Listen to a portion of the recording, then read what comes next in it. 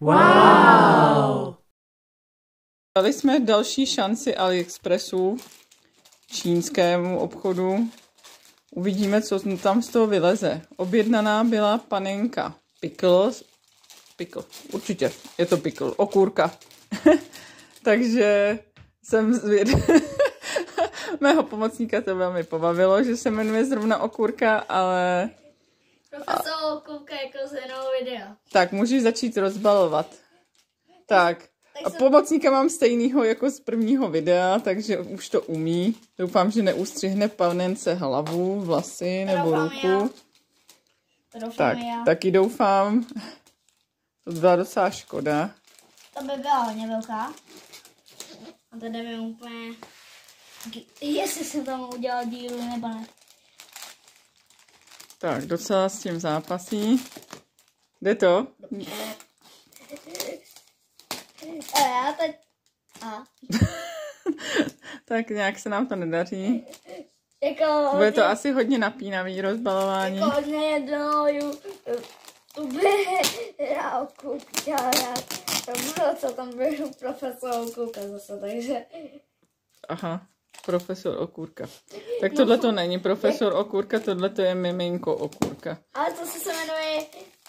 Ale to...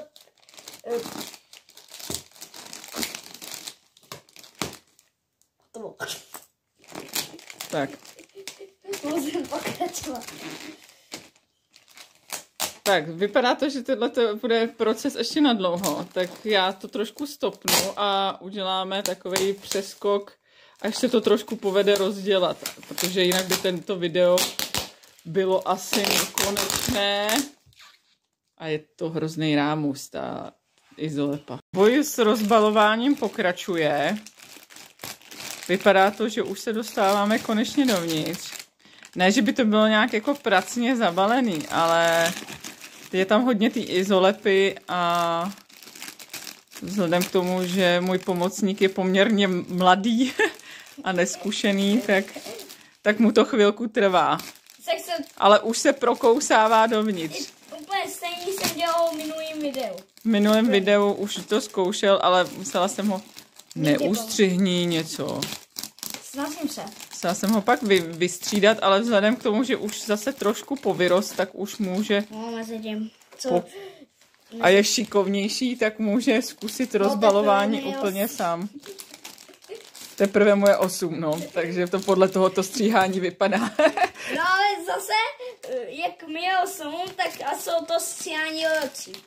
Jo. Tak tě musím jako říct. Vlastně, no jo, oslavil si 8. narozeniny a díky tomu seš lepší střihač. No. Tak asi zase skočíme v čase. Už mi tam do toho dělá díry. Tak, už to vypadá slibně. Obal je dole. Tak, co se z toho vyvrbí? Ježíš, ukazuje nám zadek. Ale mají svoji lahvičku. Lahvičku měla i ta minulá panenka. No, kam ho kutálíš? Já chci dát na stůl. Zrovna není nejtěžší jako bývalý nákupy panenky, no? No, to je právě ta věc, co je u čínských panenek docela taková ošemetná, že oni jsou hrozně špatně vycpaný. Takže uvažuji o tom, že pak tu panenku celou předělám a zase jí udělám vyvážení a rozeberu ji a udělám ji těžší. No jak ho mám šapnout za nohy? Šapni mimino za nohy. Deva vám také za tělo. A držte to. No tak očividně má za Tak očividně tady jako zápasíš s tím, já ti to přidržím, jo? Přijdeš mi. A tahej. Tahej, rodíme. Rodí pytel. Pytel rodí. Ruku tam neububě. Chudák tam má ruku. Tak, pytel porodil. Můžeme ho dát na stranu a teď se konečně můžeme tady na slečnu, asi slečnu podívat. Nevím, jestli to je slečna úplně. Aha, to má fejkový vlasy. Fejkový vlasy, tomu se říká malovaný vlasy. Má takhle namalovaný vlasy, protože ty čínské panenky Ty ježiš, co to tady má holka jedna. Doufám, že to půjde vyčistit. Má tady takový flíček. Ty čínské panenky většinou mají úplně ošklivý, šílený vlasy, který se mi vůbec nelíbí, takže jsme zvolili nakonec kreslený vlasy a ty vypadají docela dobře. Opravdu je taková neforemná, opravdu si asi pohraju si s tím. Má tady dudlík. A už má i dudlík. Je to cítit trochu jako na magnet. No je určitě na magnet. Okay. Všechny je mají na magnet. Já to dám takhle kokej a jde to tam samo. A drží to. Takový bucatý ručičky. Takhle má nechtíčky. Řekla bych, že hlavička je povedená, že to je určitě dobrá. Ale vzhledem k tělíčku, který je opravdu hodně extrémně vycpaný, je ta hlavička opravdu malinká, je hrozně malá. Takže opravdu to tělo budu muset nějak asi upravit, předělat. Nevím, jestli opravdový Reborn Pickle má takhle obrovský tlustý tělo. Já to takhle ještě zaberu z toho. Já ji zkusím i převlíknout, jestli to trošku nepomůže. Ale opravdu i když se podívat takhle na ten zadek. Zadek má taky takový opravdu obří. Takže opravdu asi si pohraju s tím vycpáním. Jinak jako bych řekla, že na to, že je to opravdu čínská kvalita. Tak jako je to dobrý. Až tady na ten flek, to jsem zvědavá, jestli s tím půjde něco udělat. Ale v rámci toho, že jsem opravdu ji kupovala kvůli tomu, že to má být náplň do retro kočárku. Taková, že tam bude zachumlaná a to, tak si myslím, že jsem spokojená. Ještě uvidíme, já ji ještě převlíknu, nafotím. V rámci toho, že vůbec nemám čas, tak nevím, kdy předělám ty ručičky, nožičky, protože je nemá dostatečně jako pohyblivý, ani má je utažený úplně napevno. Takže to bude potřeba taky předělat, ale nemám na to teď materiál a nemám na to ani nějak čas.